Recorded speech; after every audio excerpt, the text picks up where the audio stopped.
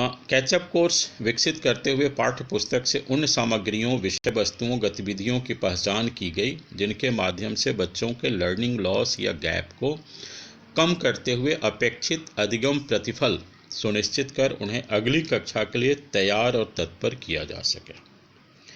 वस्तुतः चिन्हित सामग्री या विषय वस्तु या गतिविधियां, क्रियाकलाप तथा शिक्षण रणनीति पूर्व और अगली कक्षा के लिए सेतु का कार्य करेगा। ये चीज़ समझने का है। जो कुछ हम अभी पढ़ा रहे हैं वो पिछली कक्षा की चीज़ पढ़ा रहे हैं, जो बच्चे को अगले कक्षा के पढ़ाई से जोड़ने में सेतु का काम करेगा, तो उसको आसानी से अगले कक्षा की पढ़ाई समझ में आ सके। इसके लिए हम पिछली कक्षा की वो सारी चीज़ें, मूल बातें पढ़ा रहे हैं। अब यहाँ पर और बात क्या है, विकसित कैचअप कोर्स और चयनित विषय वस्तु के आलोक में बच्चों में अपेक्षित अधिगम प्रतिफल सुनिश्चित हो सके, इस हेतु निम्न तथ्यों को ध्यान में रखा जाना अपेक्षित है। पहला तो ये कॉमन सी बात है कि कोविड-19 की सुरक्षा से संबंधित सभी विभागीय निर्देशों एवं प्रावधानों का पूर्णतः सावधानी से अनुपालन किया जाए।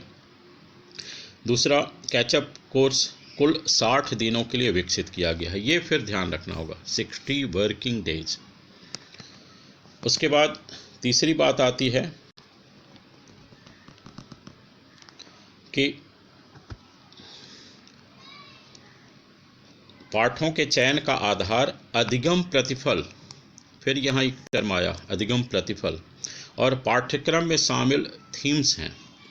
सभी थीम्स से संबंधित पाठों की पहचान और चयन करने का प्रयास किया गया है। मैं अपने सारे शिक्षक मित्रों से, जो अभी खास करके वैसे शिक्षक मित्रों से या शिक्षिकाओं से कहना चाहूँगा जो कैचअप कोर्स को लेकर के थोड़े उहापोह या भ्रम की स्थिति में हैं, कि ये जो दो टर्म हैं, अधिगम प्रतिफल और एक और टर्म आएगा नीचे में अधिगम संकेतक, इसके बारे में आपके विद्यालयों में लिफलेट्स के माध्यम से सामग्री पूर्व में पहुंचाई गई है।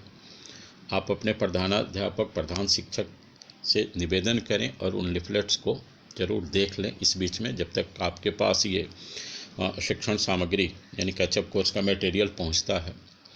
वस्तुतः ये हर क्लास के हर विषय के लिए अलग अलग तैयार किया गया था और काफ़ी मंथन के बाद राष्ट्रीय स्तर पर एनसीईआरटी ने और राज्य स्तर पर एससीईआरटी ने अपने यहाँ के लिए विशेष तौर पर ये प्रत्येक कक्षा के प्रत्येक विषय के लिए अधिगम प्रतिफल और अधिगम संकेतक तैयार किए थे। अधिगम प्रतिफल से संबंधित सारी सामग्री प्रत्येक विद्यालय तक पहुँचाई गई है। ये अलग बात है कि कुछ विद्यालयों में कुछ शिक्षकों ने रुचि लेकर उन्हें पढ़ा, देखा, कुछ के यहाँ शायद हमारे शिक्षक नहीं देख पाए होंगे, तो मेरा उनसे निवेदन है कि आप ज़रूर उसे देखें। ये जो चीज़ें हैं अधिगम प्रतिफल और अधिगम संकेतक, इसमें थोड़ा कन्फ्यूज़न हो सकता है। अधिगम प्रतिफल मैंने ऊपर में चर्चा किया कि अधिगम प्रतिफल से तात्पर्य उस पाठ को पढ़ाने के बाद उस पाठ से जुड़ी हुई चीज़ें बच्चों के अंदर विकसित हो जाना चाहिए, विकसित हो ही जाना है, इस तरह की जो सोच उन मूल चीज़ों के बारे में, दैट इज़ अधिगम प्रतिफल। और अधिगम संकेतक वो एक तरह का मार्गदर्शक है जो हमें बतलाता है कि हम सही मार्ग पर जा रहे हैं। जैसे एक छोटा सा उदाहरण मैं अधिगम संकेतक के लिए आप सभी को बताऊं। हम पटना से चले, हमें जाना है दरभंगा। 1-1.5 घंटे की दूरी तय करने के बाद सड़क पर कहीं हमें लिखा हुआ मिलता है दरभंगा 70 किलोमीटर आगे। अब जैसे ही वो माइलस्टोन पर कहीं लिखा हुआ मिलता है, इसका मतलब है कि आप दरभंगा के सही रास्ते पर जा रहे हैं, क्योंकि वो इंडिकेटर है, संकेतक है। कुछ वैसा ही अधिगम संकेतक, लर्निंग इंडिकेटर्स लेसन्स में दिए हुए हैं। अब यहाँ एक चीज़ और मैं बता दूं कि कैचअप कोर्स का जो मूल ढांचा है बना हुआ, उसमें कुल मिलाकर के 5 कॉलम बने हुए हैं। वो कॉलम मैं आगे आपसे उसका एक पेज लेकर के उस पर भी चर्चा कर लूँगा। पहला कॉलम है लर्निंग आउटकम्स, दूसरा है लेसन्स, तीसरा है लर्निंग इंडिकेटर्स, चौथा है सुझावात्मक प्रक्रिया और पांचवा अवधि।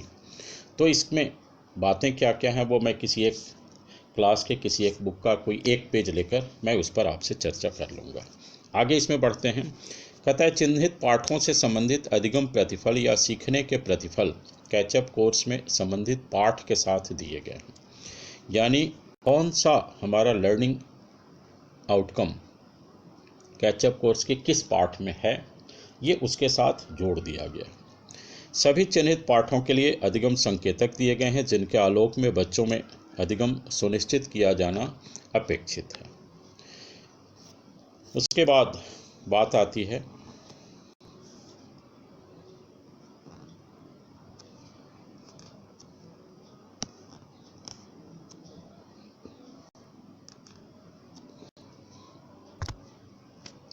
पुनः सभी पाठों के साथ बच्चों में सहज अधिगम सुनिश्चित किया जाने को ध्यान में रखते हुए उससे संबंधित कुछ सुझावात्मक प्रक्रिया दी गई है। जैसा कि मैंने कहा था कि 5 कॉलम है, तो ये चौथा कॉलम है सुझावात्मक प्रक्रिया, जिनका उद्देश्य कक्षा कक्ष प्रक्रिया में किया जा सकता है।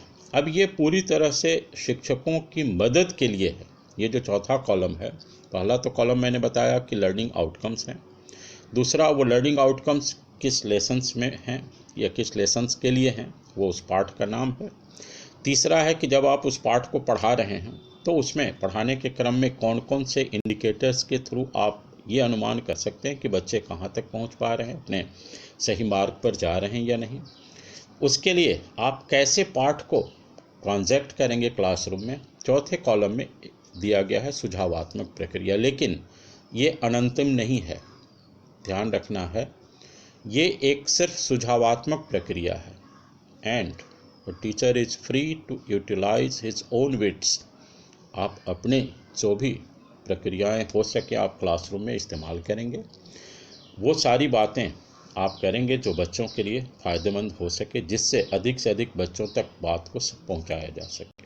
और पांचवा जो कॉलम है जिसमें अवधि दिया हुआ है, तो यहाँ कह रहा है कि ध्यान रहे कि ये प्रक्रिया मात्र सुझाव है, न कि अंतिम, जो बात मैं अभी कह रहा था। आप पाठ से संबंधित नवाचारी प्रक्रियाओं का उपयोग करके अपनी प्रस्तुति को और भी सुगम बनाते हुए बच्चों के सीखने सिखाने की प्रक्रिया को सहज और आकर्षक बना सकते हैं।